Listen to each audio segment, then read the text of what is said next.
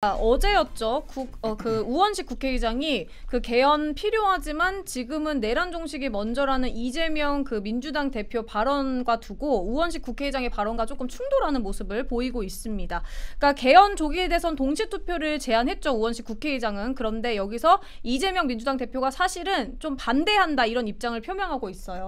네. 이 발언이 조금 어떻게 보면 정치권뿐만 아니라 국민들 사이에서도 좀 논란이 되고 있거든요. 네. 그러니까 지금 민주당 내 자중질환이 좀 커지는 분위기예요. 네. 그러니까 어제 그 소위 개딸들, 그러니까 우원식 의장을 엄청 공격을 하더라고요. 그러니까 우리 젠파파가 5년 집권해야 되는데 네. 5년 못 채우게 만들려고 지금 수작 부리는 거냐? 뭐 이제 그런 수위로 비판을 많이 하는데 이 사실 이 문재인 정권에서 라디오를 장악을 했잖아요. 그때 이제 MBC나 SBS나 YTN이나 거기서 그 좌파 사회자들이 뭘 잘하냐면 그 이제 국민의힘의 주요 이제 주류 세력들과 싸우는 이 비주류 세력들을 불러다가 소위 이간계를 펼칩니다. 그러니까 어제 그 누구 이제 친윤계 누구를 이렇게 비판을 했던데 조금 더 풀어주시죠. 뭐 이제 이런 식으로. 그래서 어제 논평을 낸 거예요. 네. 일부러. 그러니까 우원식 의장이 이렇게 얘기하는데 이재명 대표가 직접 답해야 되지 않을까? 제가 일부러 그렇게 얘기를 한 거예요. 그래서 실제로 이제 많은 그런 갑론을박들이 이루어지고 있죠. 그리고 실제로도 이 개헌 담론이 저희한테 지금은 필요합니다. 그러니까 저희가 내각제를 하자는 것이 아니에요. 네네. 그러니까 그 극단적인 여소야대 국면에 대한 지금 많은 이 국민들의 어떤 실망과 원성이 있잖아요. 네. 아니 대통령 임기가 5년인데 중간평가 총선 한번 졌다고 이렇게까지 행정부가 파괴되는 수준으로 내몰리는 것이 말이 되냐. 근데 지금 우리가 192석이라고 얘기는 하지만 네. 물리적으로 151석만 돼도 이게 가능한 거예요. 그러니까 6개월 동안 직무정지 시켜버리고 그냥 국회목 재판관 임명 안 해버리고 이런 식으로 심리 못하게 만들고 이게 가능하다라는 거예요. 그러니까 이런 시스템적인 모순이 있다면 이 모순을 바꿔줄 필요도 있죠. 그리고 지금 헌법재판소가 그 전원 합의된 의견으로 그 얘기를 한 거예요. 대통령으로서 느꼈을 고충을 이해한다. 그리고 대통령이 그런 정치적 판단을 존중한다라고 이야기를 했습니다. 그러니까 그걸 비상계엄을 통해 해결하는 것은 맞지 않다라고 하면서도 대통령이 충분히 그런 감정을 느꼈을 것이라고 전원이 인정을 한 거예요. 이런 것들은 이렇게 볼 수가 있죠.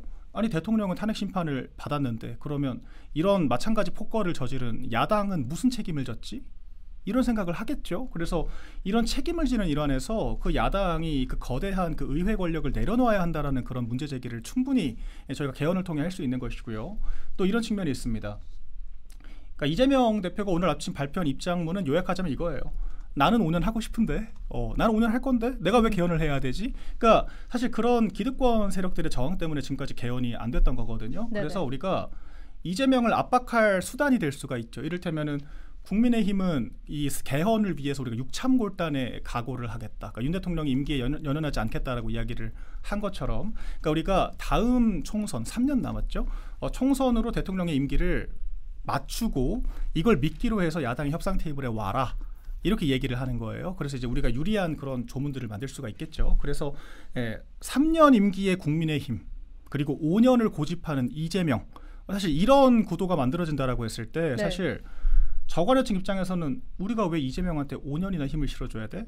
이런 근원적인 물음을 가질 수밖에 없거든요. 이건 저희 캠페인에도 되게 주요한 그런 전략이 될 수가 있습니다. 그래서 여러 가지 측면을 봤을 때 지금 우원식 의장이 꺼내놓은 이 개헌 담론을 저희가 조금 더 증폭시키는 것은 도움은 된다. 도움은 된다. 예, 이렇게 보고 있습니다. 근데 우원식 국회의장 오늘 또 입장문 내서 그 정당 간 합의한 만큼 개헌을 하면 된다. 국민투표법 개정부터 서두르자 이렇게 밝혔거든요. 그러니까 우원식 국회의장의 오늘 발언에 대해서 민주당 의원들은 지금 왜 갑자기 이러느냐고 반발하는 모습이에요. 네. 그러니까 우 의장이 왜 이렇게까지 좀 빠르게 그리고 이거를 왜 이렇게 서둘러 추진하냐 이 여기에도 좀 의구심을 가지신 분들이 많을 것 같아요. 그래서 오늘 발빠르게 언론 기자들이 우원식 의장실에 가장 먼저 확인한 게 대선 나오냐 안 나오냐.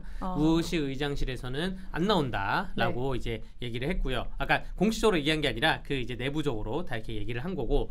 저는 이게 약간 약속 대령 같아요. 이게 약간 정치적으로 봤을 때 고도의 수가 없는 분들은 뭐 정청래 뭐 이런 분들은 고도의 수가 없으니까 국회의장 놀이 그만해라. 뭐 양문석 이런 분은 뭐 개헌 개나 줘라.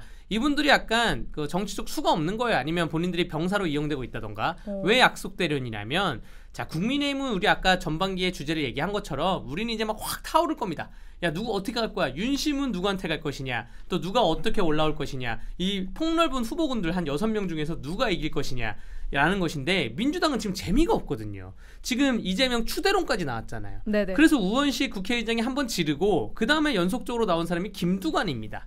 김두관이 또 질렀어요. 개헌해야 된다. 라고 질러서 그 이재명 의원이 난 안 할래라고 안 받은 것이고 네. 이재명계에 있는 사람들이 같이 싸대는 건데 약간 어차피 안 할 건데 약속 대련처럼 싸울 거리를 만드는 거라 저는 봐요. 사실은 제대로 싸우려면 지역 화폐에 대해 싸우던가 이재명이 해오는 사법 리스크 갖고 싸워야 되거든요. 내부적으로 골마 터지게 싸울 때. 저희 당이 예전에 친이 친박이 거의 뭐 그 끝장까지 가는 것처럼 싸웠는데 지금 근데 그런 얘기로 안 싸우고 뭔가 싸울 거리에 대한 좀 그럴싸한 거 없을까가 개헌이에요. 얘가 그래서 뭔가 명분도 있어 보이고 그래서 저는 이 개헌 싸움으로 한 1, 2주를 더 태울 것 같습니다. 태우는데 이거 그냥 그 지금 국민의힘에 가 있는 언론의 카메라와 국민들의 관심을 본인들한테 돌리기 위해서 먼저 퍼벅 터뜨린다고 저는 그렇게 생각을 합니다. 우원식 국회의장이 의원내각제를 좀 염두에 두고 한 발언이라는 생각은 어떻게 보세요? 그거는 의도가 없다고 보시는 거예요? 그 정도로 우원식 의장의 그 인생을 봤을 때 뭐 어쩌다가 의장이 된 건 아니겠지만 국회의장을 된 과정을 봤을 때 그 정도로 국가관을 가지고 의장이 됐다고 저는 보지 않아요. 뭐나 내가 대통령이 되던가 혹은 국회의장이 됐을 때 의원 내각제를 위해서 내가 한몸 불사르겠어. 이 정도의 국가관을 가지고 개인적인 신념을 가지고 뛰어들었다고 보여지진 않습니다. 물론 뭐 회의를 진행하면서 민주당 쪽으로 유리하게 뭐 진행하면서 뭐 그러한 단단함은 민주당식 단단함은 있을지언정 뭐 의원 내각제까지는 없을 것 같아요. 근데 다만 뭐냐 이게 대선 판국으로 가잖아요. 그럼 본인이 소외되거든요. 근데 사실 국회의장은 보통 소외되는 직이었습니다. 근데 언제부터 국회의장이 주목받았냐? 정세균 국회의장 때부터. 정세균 국회의장 하다가 뭐 총리 하다가 대통령 나가다가 막 입법부 행정부 왔다 갔다 거리니까 그때부터 비판도 받았는데 주목받았으니까 그 전 사람이 그랬으니 나도 한번 해볼까라고 생각을 하시는 것 같아요. 그 전에 있던 우리 보수계에 있었던 뭐 김용호 의장부터 박관용 의장님이나 유수한 의장님들은 국회의장이니까 어떤 직입니까? 정치적 중립을 지키는 직이잖아요. 탈당을 하고 있는 직이잖아요. 그렇기 때문에 다들 그냥 관망만 했지 자기의 의사를 이렇게 적극적으로 표현하진 않았어요. 근데 자기 정치하는 게 아니라 약속 대련처럼 보여진다는 겁니다. 그러니까 변호사님은 지금 약속 대련, 그러니까 한마디로 약속 대련이 짜고 치는 고스톱, 짜고 치는 고스톱인데 네. 지금 개헌을 장악하는 것이 대선에서 조금 유리하게 작용할 수도 그렇죠. 있다라는 그렇죠. 생각도 네. 있는 네, 거예요. 네, 왜냐하면 그렇죠. 지금 민주당뿐만 아니라 국민의힘 그 한동훈 전 대표도 개헌 관련 말을 했고 막 그랬잖아요. 예. 사실 저는 이 변호사님 그 의견에 동의하는 부분들도 있습니다. 그러니까 아무래도 좀 경선 모드로 들어가면 이재명은 답 정해져 있잖아요. 이미 뽑은 거예요 이미. 근데 우리는 얼마나 재밌겠습니까? 속된 말로. 그러니까 그 12강부터 아마 시작을 할 가능성이 커 보이는데 이 결선까지 가는 과정에서 이 후보들이 많다라는 것은 그만큼 다양한 이야기가 나온다라는 거거든요. 그래서 아마 이 언론에서 소화하는 그 기사의 트래픽이 한 80% 가까이가 국민의힘이 차지를 하게 될 거예요. 이제 소위 컨벤션 효과로 나타나게 되는 거거든요. 네네. 아마 이런 것들인데 이재명은 지금 솔직히 볼장 다 봤죠. 그러니까 사법 리스크 이미 국민들 다 알고 있죠. 근데 지금 그 뭉개고 있다라는 것도 알고 있죠. 그리고 이제 뭐 정책들도 그 어설프게 우클릭한다고 했다가 결과적으로 이 귀족 노조들한테 다 무릎을 꿇었잖아요. 그러니까 볼장 다 본 사람이기 때문에 관심이 없어요. 그런데 국민의힘은 뭐 이러든 저러든 여러 이야기가 나온다 이런 측면이 하나 있는데 저는 약속 대련 같진 않아요. 왜냐하면 제가 이건 논평을 좀 빼고 그냥 있는 그대로의 사실을 말씀드릴게요. 그 우원식 의장이 그 울타리 오르는 그 사진으로 그 계엄 해제 때 화제가 됐잖아요. 네네네. 근데 그거 한 번 촬영 실패해가지고 두 번째 올라간 거 아세요? 다시 찍은 거다. 이제 많이 알려져 있습니다. 그러니까 정치적 퍼포먼스를 한 거죠. 그러니까 대통령이 되고자 하는 그런 욕심이 없다라고 하면 거짓말이겠죠. 그래서 그게 아니고서야 국회의장은 정치 중립 의무가 있는데 그 민주당 편에 서가지고 그 비상경 국면에 대해서 그 자기의 어떤 정당성을 설파를 하면서 저렇게 무슨 개인 자격으로 권한쟁의 청구하고 이런 쇼는 안 했겠죠. 그래서 욕심이 있다. 그런데 이제 이재명을 흔들기 위해서는 그 비명계 친문계 중에서 개헌론자들이 많거든요. 네. 그래서 민주당 내에서 이재명을 뒤흔들기 위해서는 이런 카드가 주효하다라고 봤을 것 같아요. 실제로 주효했죠. 주말간에 큰 뉴스가 되지 않았습니까? 그리고 봐라 아까 말씀하신 한동훈 전 대표 뭐 제가 사실 한 전 대표 제가 되게 싫어하는 건 다 아실 거예요. 그런데 네네. 제가 이제는 경선 모드로 들어가면 제가 지도부 소속이기 때문에 최대한 논평을 자중을 해야 됩니다. 그래서 이제 이거를 좀 참고를 해주시고 아무튼 국민의힘 후보들은 3년 임기 단축 얘기하는데 이재명 넌 할 거야 안 할 거야? 이 얘기를 민주당 내에서 할 거라고요. 그러니까 이런 것들이 이재명에 대한 실질적인 그 견제가 될 수가 있죠. 그러니까 이재명이 당선됐을 때 사실 거기 친문계들이 제일 무서울 거예요. 그러니까 거기도 계파 갈등이 심각했기 때문에 그래서 친문계들 입장에선 이재명을 견제할 수 있는 수단 그리고 이제 이런 것들이 이재명이 실제로 되게 불편해한다라고 하죠. 이런 개헌 논의에 대해서. 그렇죠. 그러니까 왜냐하면 내가 다 독점할 수 있는 권력을 내가 왜 내려놔야 돼? 이런 불쾌함이 있기 때문에 사실 이 반 이재명 그런 전선을 크게 긋는다라고 했을 때는 저희한테 나쁘지 않은 구도고요. 그리고 우원식 의장은 대통령 욕심이 있다 내가 봤을 때 그래서 본인이 나름대로는 전선을 설정을 한 것 같다 이렇게 보고 있습니다. 저는 이제 그 우원식이나 뭐 김두관이나 이재명이나 뭐 정청래나 양문석이나 개헌을 입에 담은 민주당 인사들은 죄송한 말인데 다 무식한 분들이에요. 뭐냐면 지금 개헌이라고 해봤자 권력구조 개편만 갖고 오는 거 아니에요. 그러면서 대통령제를 뭐 4년제로 하냐 임기 단축하냐 요거 하나 가지고 좀 투표하자는 거 아니에요. 그런데 네네. 헌법을 조금이라도 공부해본 사람들은 헌법에 대한 교양 독서라도 해본 사람들은 개헌을 할 부분이 1987년 체제 이후에 문제되는 게 5년 대통령제가 아니라 그 사이에 있는 문제를 굉장히 많이 발견하고 있거든요. 국가배상 이중금지 원칙이나 뭐 디지털 기본권이나 혹은 기후 변화에 대한 환경권 확대나 만약에 개헌을 하려면 만약에 우원식 의장이 국회의장으로서 개헌을 얘기하려면 야 지금 대선하고 중요하지 않게 대한민국이 앞으로 발전하려면 내가 입법을 하다 보니까 이런 게 문제다 이걸 얘기하자라고 했으면 그나마 좀 이해가 됐을 텐데 지금 그 민주당계 국회의원들이 다 하나같이 하는 말이 대통령 뭐 4년제냐 5년제냐 3년 임기 단축이냐 이거 좀 굉장히 헌법 공부를 조금이라도 해본 사람들이 보기에는 좀 짜치고 무식한 얘기예요. 이거 월급 이렇게 받아가면 안 됩니다. 그러면은 민주당 이야기를 지금 계속 하고 계시니까 민주당 이야기를 조금 더 깊게 들어가서 그 비명계 또 있잖아요. 네. 1급 체제 말고. 그럼 비명계 입장에서는 오픈 프라이머리 아니면 반대로 당원권 존중 여기 두 가지에서는 좀 어떻게 가져가야 한다고 좀 보시는 거예요, 대변인님?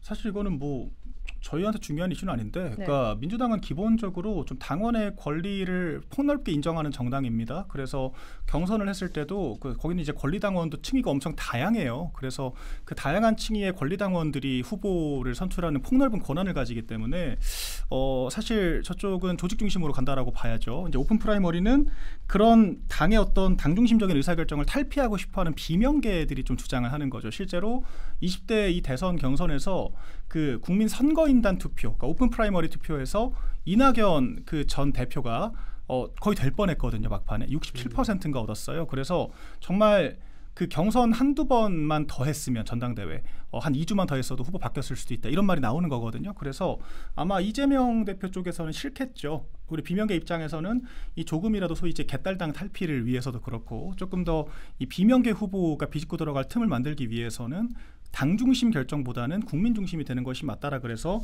이 전 국민에게 투표권을 제공하는 이 오픈 프라이머리를 하자라고 이야기를 하는 것인데 지금 민주당은 심판과 선수가 일체화돼 있어요. 그러니까 이재명이 대표도 하고 후보도 나가잖아요. 그러니까 원래 이렇게 하면 안 되거든요. 그래서 이게 그 모든 당의 당원 당규에는 그 대통령 선거 출마 직전에는 공정성을 위해서 당대표직은 물러나게 되어 있습니다. 그런데 민주당은 이재명 1급 체제를 만들기 위해서 당규까지 바꿔버렸잖아요. 그래서 지금 이재명이 룰을 정하는데 이거 하겠습니까? 그러면은 한마디로 이제 제 질문에 대한 대변인님 생각은 오픈 프라이머리로도 지금 이재명 민주당 대표가 야당 대표로서 가능성이 높다. 오픈 프라이머리가 있어도. 뭐가 됐건 이재명이 되겠죠. 그런데 이제 비명계 입장에선 우리도 이 정도 득표는 했다라고 이제 면피라도 하려면 어쨌거나 유리한 룰을 만들고 싶어 하는 거죠. 그리고 이제 이재명한테도 얘기를 하는 거죠. 야, 확장성을 가지려면 그러니까 비주류들이 늘 하는 얘기예요. 가지려면 야 국민들 목소리를 들어야지 언제 당에 갇혀 있을 거야 이렇게 명분을 앞세우는 거고 근데 지금 제가 공허하다라고 말씀드리는 건 그 룰을 정하는 게 이재명이다. 맞습니다. 오픈 프라이머리를 도입할 가능성은 매우 낮아 보입니다. 민주당 당원 당규를 봐도 말씀하신 것처럼 당원 중심으로 되어 있기 때문에 당규를 예외로 둘 수 있다 그래서 예외 규정을 만들면 되는데 또 말씀하신 것처럼 원래 양 당에 국민의힘이든 더불어민주당이든 대표를 할 때 대선을 나가려면 1년 6개월 전에 사퇴를 해야 돼요. 근데 민주당은 거기에 예외 조항을 뒀어요. 이재명을 내보내기 위해서. 그런 모든 게 다 이재명 중심으로 돌아가는데 그나마 오픈 프라이머리로 갈 수 있으려면 이재명 후보에 대한 이재명 의원에 대한 지지율이 형격히 낮아져야 됩니다. 이재명에 네. 대한 지지율이 형격히 낮아져서 뭐 20% 뭐 15% 되면 그럼 민주당 내부에서 야 이거는 그 우리가 너무 극자로 갔기 때문에 지역 화폐나 뭐 기본소득 주장했기 때문에 지지율이 떨어지는 거다. 그렇기 때문에 오픈 프라이머리를 해서 중도도 확장을 하자라는 얘기가 설득력이 돼야 되는데 지금은 그런 설득력이 아예 없다고 봅니다. 네. 이재명 대통령 만들기 언급하셨으니까 끝으로 제가 앞서 그 뉴스 브리핑에서 전달드렸던 것처럼 그럼 이재명 대장동 재판 증인에 불출석한 그 부분도 좀 이야기 나눠봐야 될 것 같은데 지금 제가 계속해서 속보나 이제 뉴스를 보면은 지금 국민의힘에서 이와 관련해서 비판 논평도 한 1시간 전에 냈습니다. 그러니까 결국에는 뭐 불체포 특권이다. 그다음에 과태료로도 안 된다. 이렇게 약간 검찰이 처음에 사실 4번째까지는 조금 강경한 입장을 보이다가 5번째에 갑자기 우리는 더 이상 신문하지 않겠다. 이렇게 나와서 지금 당황하신 분들도 많고요. 그러니까 어떻게 보면 국민의 입장에서는 결국에 법은 이재명을 뺀 모든 것에서만 평등하다 이렇게 좀 주장이 나왔어요. 그러니까 사법부가 이재명 대표가 대통령 될 거라고 생각을 한 건지 굴복을 했다라고밖에 볼 수가 없죠. 그러니까 그 소위 우리가 그렇잖아요. 이게 누적으로 잘못을 저지르면 더 과하게 페널티를 주는 것인데 오히려 지금 4번째 하다가 5번째 안 나오니까 앞으로 안 부르겠다라고 하고 있잖아요. 이게 뭐냐는 거죠. 이건 굴복이라고밖에 볼 수가 없죠. 국회 동의를 얻기 어려워서 그런 거 아닐까요? 그러니까 뭐 강제 구인을 한다라는 얘기가 나오면 그런 건데 근데 구인이 아니라 그러면 과태료라도 계속 물어야죠. 지금 500만 원, 300만 원 2차례 물었지 않습니까? 근데 이제 과태료로 안 되니까 그럼 강제 구인 해야 된다 이제 이 얘기가 나오는 건데 근데 그것도 법원에서 그럼 요청을 할 수 있잖아요. 네. 동의안을 받아와라. 근데 그조차도 지금 안 하고 포기를 하겠다라고 한 거 아닙니까? 그렇죠. 그러니까 아예 이재명이 안 나와도 재판 아무튼 진행을 하겠다. 그런데 지금 상황이 되게 엽기적이에요. 그러니까 사실 그 2심 선거법에서 무죄를 준 것도 정말 기상천외한 논리들을 동원했잖아요. 위증교사도 사실 위증한 사람은 있는데 교사를 한 사람은 처벌을 안 받고 지금 그 백현동 사건 같은 경우에도 로비스트는 지금 처벌을 받았는데 이재명은 지금 아직 재판 네. 시작도 안 했어요. 그러니까 지금도 본인 재판도 아니고 증인 출석을 지금 하라는 건데 그것도 안 하는 겁니다. 그러니까 이렇게 불공정할 수가 있냐 사법부가. 그런데 이런 것들이 그러니까 적어도 사실 그 윤 대통령 탄핵 심판 이전에는 조희대 대법원장이 그런 얘기라도 했거든요. 우리가 너무 재판 지연된다라는 그런 비판들이 많기 때문에 우리가 조금 더 신속한 재판에 심혈을 기울여야 된다. 그래서 신권 배당까지 금지를 해가면서 이재명 재판 속도를 냈던 건데 이제 그마저도 안 하겠다라는 걸로밖에 이해가 안 되죠. 근데 이게 지금 맞나요? 그러니까 거의 12개 이 사건, 5개 사건 12개 혐의로 지금 8개 사건 12개 혐의 5개 재판이죠. 그러니까 네. 헷갈릴 정도예요. 그러니까 백현동, 대장동, 무슨 뭐 성남 FC 지금 다 엮여 있는 상태인데 이런 결과를 국민들이 못 본 상태에서 이재명이란 사람을 대통령을 만들 수도 있다. 그러니까 민주당은 그런 얘기합니다. 어차피 국민들이 이재명에 대한 범죄 혐의를 다 알고 있는데 이게 사법 결과가 나오는 게 무슨 의미가 있습니까? 이미 다 알고 있습니다. 아닙니다. 그러니까 선거법 2심도 무죄가 나오니까 지지율이 오르잖아요. 그러니까 국민들은 법원의 판단을 굉장히 존중하는 국민들이 많아요. 아직까지도. 그렇기 때문에 이재명이 이런 그 범죄 혐의에 대해서 결과를 받고 출마를 하냐 안 받고 출마하느냐 결과가 당연히 다를 수밖에 없어요. 그래서 사법부가 책임 있는 이 결정을 해야 되는 건데 지금 기소되고 거의 2년 가까이 결과가 나온 게 아무것도 없다라는 거. 이런 게 정말 사법부가 이재명한테만 관대하다. 이런 얘기 나올 수밖에 없는 거죠. 예. 사실 강제 구인을 못하는 거는 불체포 특권이다라는 거는 저는 법리적으로 좀 이해가 안 되는 게 불체포 특권 제도의 입법 취지는 국회의원이 국회 일을 하다가 불법적인 뭐 발언이나 불법적인 일에 휘말릴 수가 있기 때문에 네. 거기에 대해서 불체포 특권을 주는 건데 그럼 구속인 경우는 그게 맞아요. 혐의가 있으니까. 근데 증인신문 출석은 혐의가 있어서 가는 게 아니거든요. 아, 네. 이거는 어떠한 의정활동하다 잘못된 게 아니라 다른 사람의 사건, 엄밀히 말하면 대장동 민간업자 다른 사람의 사건의 증인으로 가는 거기 때문에 국민의 의무를 지켜야 되기 때문에 이거는 불체포 특권에 저는 허용되지 않는다라고 생각을 하는데도 그럼에도 불구하고 판사님께서 증인신문을 포기했어요. 이것도 굉장히 좀 이례적입니다. 제가 이제 사건을 하다 보면 한 2번 안 나오면 과태료 더 세게 올린 다음에 바로 일반 국민들은 과태료가 300에서 500 나오면 바로 다음에 법원에 와요. 법원에 와서 몰랐다 하면 과태료 추하해주고 하는데 이걸 5번이나 기다려주고서 결국 그 과태료에 대해서 과태료는 매겠지만 증인신문을 포기했다는 게 좀 납득할 수 없는 부분이고요. 이거 검찰 측하고 그쪽 피고인 측하고 그 합의를 했겠죠. 이재명 안 부르는 걸로 그렇게 된 것인지 아니면 판사님이 직권으로 안 부르겠다고 한 것인지 직권으로 안 부르겠다면 더 큰 문제고요. 아까 우리 박민영 대변인님 말씀하신 것처럼 지금 5개의 혐의 12개의 재판입니다. 12개의 혐의 5개의 재판이에요. 헷갈려요. 12개의 혐의 너무 많아서 사실 12개의 혐의 5개의 재판이고 또 쌍방울 쪼개기 후원 기소가 될 수도 있고 여러 가지 또 기소가 될 수도 있는데 저는 이럴 것 같아요. 다음 주쯤 되면 민주당의 충성도 높은 국회의원이 법을 또 만듭니다.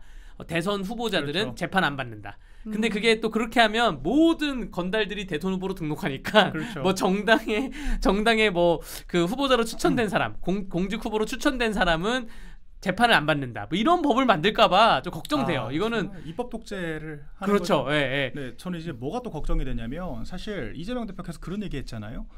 그 헌법 84조에 따르면 불소추 특권이 있기 때문에 나 대통령 되면 나 재판 중단된다. 네. 그래서 사법 리스크가 없다. 이런 주장을 펼쳐왔어요. 그런데 사실 그 유수의 헌법학자들이 그렇지 않다. 불소추 특권은 말 그대로 기소에 대해서 이제 막아주는 것이고 그리고 그 기소라는 것이 대통령 직무상의 그런 과실을 막아주기 위해서 있는 것이지 이것이 대통령의 과거 범죄를 덮어주기 위해 있는 것이 아니다. 그래서 2017년에도 국민일보 조사를 했을 때 그 임지봉 교수 있죠. MBC 맨날 출연하는 그 사람을 포함해서 10명 중에 7명이 아니다. 재판 받아야 된다라고 이야기를 했습니다. 근데 이런 분위기면 사법부가 당선 전부터 굴복을 하고 있는데 당선되고 재판 나오라고 할 수 있겠어요? 그러니까 이게 진짜 좀 문제 상황이라는 거죠. 그러니까 지금 사법부도 굴복하고 입법부는 사실상 이재명이 독점을 하고 있고 이제 행정부시장 자리까지 노리는데 이거 너무 위험하거든요. 그러니까 한마디로 너무 위험해요. 그러니까 한마디로 이 모든 상황이 지금 권력 눈치 게임이 시작됐다 이런 목소리들도 좀 나오고 있는데 여기서 또 하나 저희가 주목해야 될 거는 지금 이재명 당대표의 상황은 이러한데 그럼 반대로 윤 전 대통령의 지금 그 내란 혐의 재판 이거는 하는 게 맞다고 봐야 하나? 또 이런 의문점이 들 것 같거든요. 보수 지지자들 입장에서. 근데 이게 법적으로는 할 수밖에 없죠. 왜냐하면 이게 공소유지가 되는 한 이미 기소가 된 사건이기 때문에 재판은 진행될 수밖에 없고 이제는 모든 특권이 사라졌기 때문에 이제는 그 내란 외환죄를 제외한 다른 범죄 혐의에 대해서도 기소가 될 수가 있죠. 그러니까 지금까지 얼마나 민주당이 많은 고발을 해왔습니까? 이미 고발이 많이 누적돼 있어요. 그러니까 당무 개입을 비롯한 여러 가지 혐의들이. 그래서 아마 검찰이 이제 더 이상 권력자가 아니기 때문에 굴복할 가능성.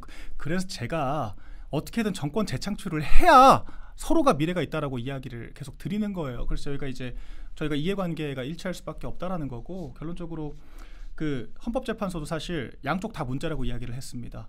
야당도 문제가 있고 대통령도 야당과 협치하지 않은 것에 대해서는 우리가 좋게 볼 수가 없다. 그런데 말은 그렇게 했는데 결과적으로 책임진 건 윤 대통령밖에 없거든요. 야당이 무슨 책임을 졌습니까? 그러니까 헌법재판소도 그렇고 대법원도 그렇고 말은 그럴듯하게 양비론을 펼치지만 결과적으로 보수한테만 책임을 묻고 있는 거예요. 이재명 대표는 그 결정적인 순간마다 다 무죄 판결을 받거나 이런 식으로 쏙 빠져나가 버리고 얼마나 부정의합니까? 이 상황에 대해서 국민들이 분노를 할 수밖에 없고 그 분노가 이제 저희 보수 진영을 움직이는 힘이 되어야 할 수밖에 없을 것 같아요. 네, 대통령께서는 뭐 말씀하신 것처럼 직권남용이나 다른 걸로 또 기소가 될 수가 있습니다. 조사도 하고 이제 기소가 돼야 되는 건데. 근데 문제는 결과 아니에요? 네, 결과 좀 오래 걸릴 것 같아요. 근데 아직까지는 현재까지는 변론 준비기일이어가지고 출석을 안 하시는데 이게 6월 3일 대통령 선거 즈음 해가지고 변론 준비기일 끝나고 변론기일 넘어가잖아요. 그러면 출석하는 모습에 대해서 언론이 또 카메라를 잡습니다.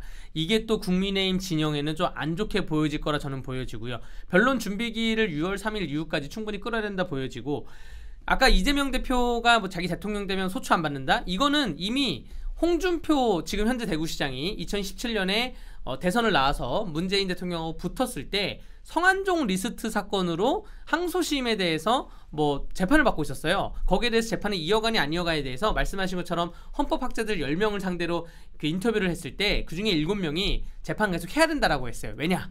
그 7명이 진보 측 학자들이었습니다. 그 진보 측 헌법학자들이 지금 이재명한테 다른 말을 할 수 있을까? 학자의 양심을 걸고 그렇게 생각하면 이재명은 그러니까 이런 걸 보면 절대 그 이재명을 대통령 후보로 내세우면 안 되는 거예요. 대통령이 만약에 당선이 되잖아요.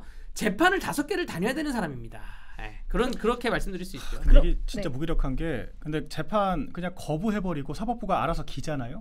저희가 할 수 있는 게 없어요. 날짜를 안 잡으면 맞아요. 재판기를 안 잡으면 저희가 할 수 있는 게 없어요. 그러니까 그렇다고 저희가 사법부를 압박할 수도 없고 그렇다고 우리가 민주당처럼 아까 우리 변호사님 말씀하신 말 같지도 않은 법안들 만들어가면서 압박을 할 수 있냐. 저희 108석밖에 없거든요.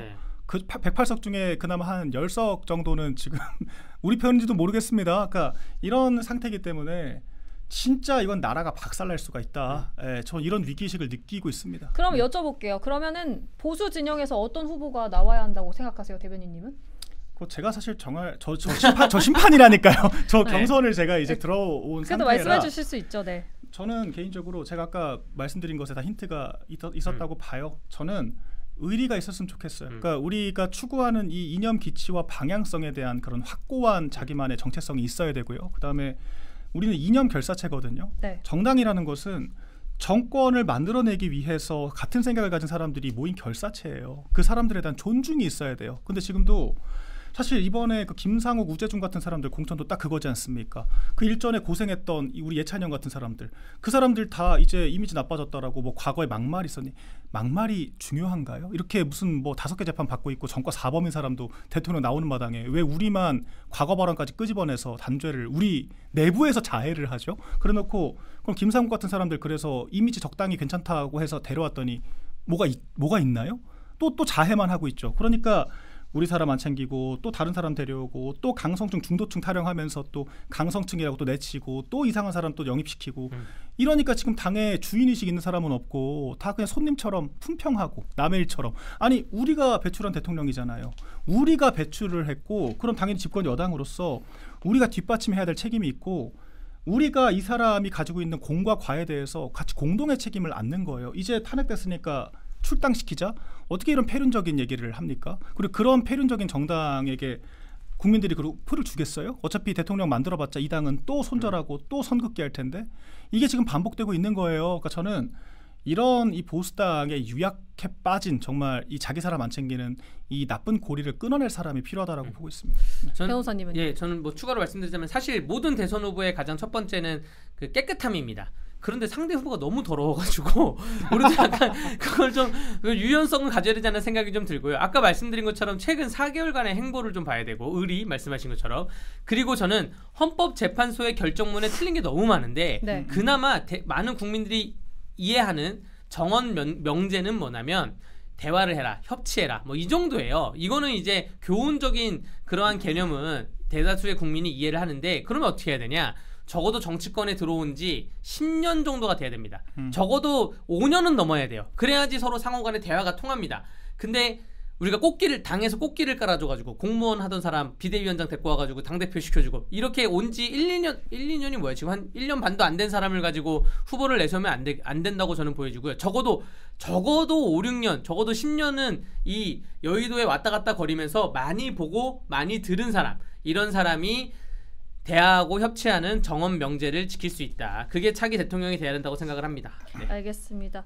그 국민의힘 현 대변인님 박민영 대변인님 결국 의리 있는 후보, 그러니까 주인의식 있는 후보가 되어야 한다 이렇게 말씀해 주셨고 우리 강대규 변호사님은 그러니까 한마디로 청렴하고 깨끗한 사람이 되어야 한다. 그러니까 지난주 출연하신 김민수 국민의힘 전 대변인님은 자유대한민국을 지키는 사람을 후보로 세워야 한다고 강조하셨어요. 네. 그리고 뭐 저 같은 경우는 국민의 한 사람으로서 민주당이든 그러니까 여당이든 야당이든 국민이라는 단어를 좀 이렇게 남발하지 말고 진짜 국민을 생각할 수 있는 후보가 좀 나오면 되지 않나 이렇게 생각합니다. 또 우리 일타뉴스 구독자분들은 어떻게 생각하시는지 댓글로 많이 알려주시고요. 저희 오늘 일타뉴스는 시간 관계상 여기서 마치겠습니다. 내일 일타뉴스도 강대규 변호사 그리고 박민영 대변인과 함께하니까요. 여러분 많은 시청 부탁드립니다. 오늘 두 분 고맙습니다.